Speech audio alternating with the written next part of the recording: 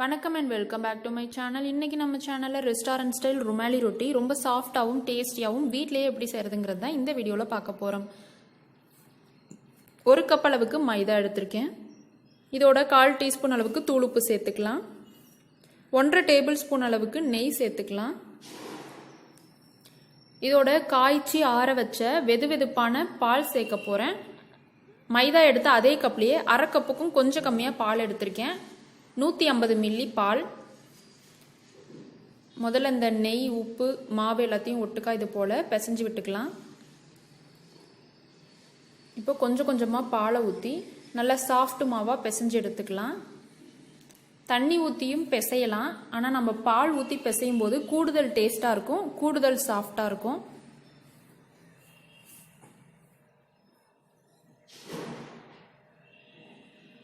நல்லா சாஃப்டாக பிசைஞ்சாச்சு பாருங்க. ரொம்ப கெட்டியாகவும் இல்லை, ரொம்ப கொல கொலனும் இல்லை.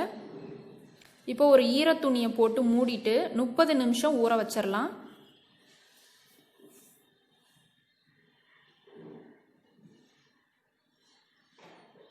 முப்பது நிமிஷம் கழிச்சு மாவு நல்லா ஊறி இருக்கு. இதை ஒரு 3 நிமிஷத்துக்கு இது போல கையிலேயே நல்லா அழுத்தி பிசைஞ்சிக்கலாம். இப்போ சின்ன சின்ன உருண்டைகளாக பிடிச்சு வச்சுக்கலாம்.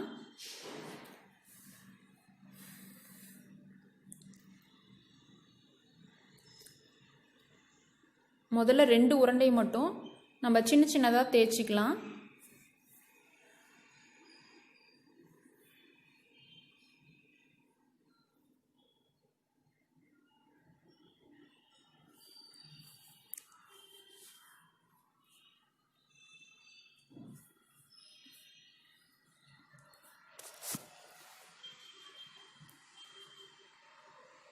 இப்போ இது சின்ன சின்னதாக தேய்ச்ச இந்த 2 மாவுலையும் மேலே கொஞ்சமாக நெய் அப்ளை பண்ணிட்டு இதில் பச்சரிசி மாவு கொஞ்சமாக தூவிக்கலாம்.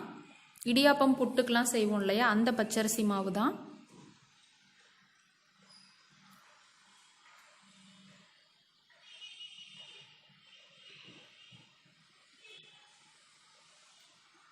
இப்போ இதை ஒன்று மேலே ஒன்று சேர்த்துடலாம். சேர்த்துட்டு கொஞ்சமாக மைதா அப்ளை பண்ணிட்டு ரவுண்டாக உருட்டி எடுத்துக்கலாம்.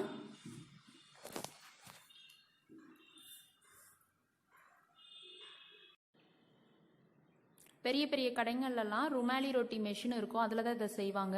ஆனால் நம்ம வீட்டிலையே கடையில் செய்கிற மாதிரி ரொம்ப சாஃப்டாகவும் ரொம்ப ரொம்ப டேஸ்டியாகவும் வீட்டிலையே தோசைக்கல்லையே செஞ்சிடலாம். 2 மாவை ஒன்றா வச்சு நம்ம தேய்ச்சிருக்கிறோம். சுட்டு எடுத்ததுக்கு பின்னாடி தனித்தனியாக பிரிச்சுக்கலாம். ரொம்ப ஈஸியாக வந்துடும். எப்படிங்கிறத காமிக்கிறேன். இதை நம்ம தோசைக்கல்லில் சேர்த்துடலாம். எண்ணெயோ நெய்யோ எதுவுமே நம்ம சேர்த்த போகிறதில்ல, ட்ரையாக தான் சுட்டு எடுத்துக்க போகிறோம். 2 பக்கமுமே நல்ல ஈவனாக கலர் வந்து வெந்த பிறகு நம்ம எடுத்துடலாம்.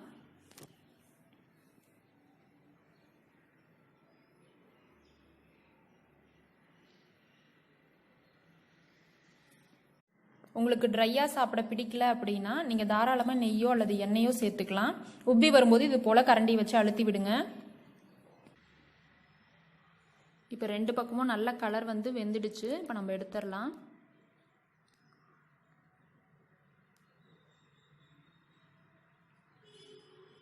இதை தனித்தனியாக பிரிக்கிறோம் பாருங்கள். ரொம்ப ஈஸியாக வந்துடும். நம்ம நெய்யும் அரிசி மாவும் சேர்த்துருக்கிறதுனால ரொம்ப ஈஸியாக தனித்தனியாக பிரிக்க வந்துடும். இதோட நம்ம பட்டர் சிக்கன் மட்டன் குழம்புலாம் வச்சு சாப்பிடும்போது சூப்பராக இருக்கும்.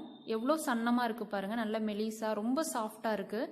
கண்டிப்பாக நீங்களும் வீட்டில் ட்ரை பண்ணி பாருங்கள். ரொம்ப டேஸ்டியான இந்த சாஃப்டான ருமாலி ரொட்டி செஞ்சு பார்த்துட்டு எப்படி இருந்ததுன்னு உங்களோட கமெண்ட்ஸ் எனக்கு கமெண்ட் பாக்ஸில் கமெண்ட் பண்ணுங்கள். நம்ம சேனலை இது வரைக்கும் நீங்கள் சப்ஸ்கிரைப் பண்ணலைன்னா சப்ஸ்கிரைப் பண்ணி வச்சுக்கோங்க. கூட இருக்க பெல் ஐக்கானையும் கிளிக் பண்ணிக்கோங்க. அதில் 3 ஆப்ஷன் வரும், அதில் ஆல்ன்ற ஆப்ஷனையும் செலக்ட் பண்ணி வச்சுக்கோங்க. அப்போ தான் நான் அடுத்தடுத்து போடுற வீடியோஸ்லாம் உங்களுக்கு நோட்டிஃபிகேஷனாக வரும். உங்களோட மற்ற ஃப்ரெண்ட்ஸ்க்கும் இதை ஷேர் பண்ணுங்கள். தேங்க்ஸ் ஃபார் வாட்சிங்.